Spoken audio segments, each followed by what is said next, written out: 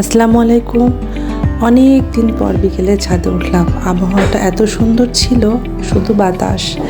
তো ছাদে উঠে এই কচুরি পানাগুলোর দিকে মানে শুধু চোখ কাড়ে আসলে। এত সুন্দর সবুজ, দেখতেও খুব ভালো লাগে।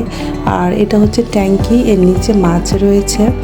আর যেহেতু বৃষ্টি হয়েছে, একদম পাতাগুলো ঝরঝরে হয়ে গেছে। সজনে গাছের কিছু ফুলও ধরেছে, আবার হয়তো সজনে ধরবে। তো খুব ভালো লাগছিল। বিকালে একটু হাঁটাহাঁটি করছিলাম, এর মধ্যে বাচ্চারাও একটু দৌড়াদৌড়ি করছিল, ছাদে খেলছিল। অনেক সুন্দর একটা সময় কাটালাম। তার মধ্যে আমার মেয়েটা একটু জ্বর, তো সে বায়না ধরছে যে মাম্মি মোমো খাবো।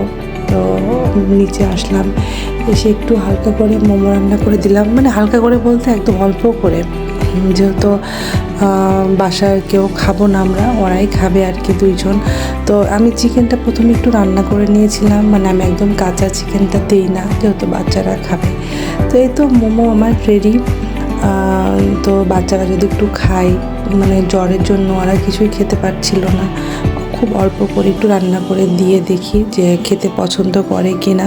তবে আমার মেয়ে বলছিল মাম্মি আমি স্যুপ মোমো খাবো, এটা খাবো না।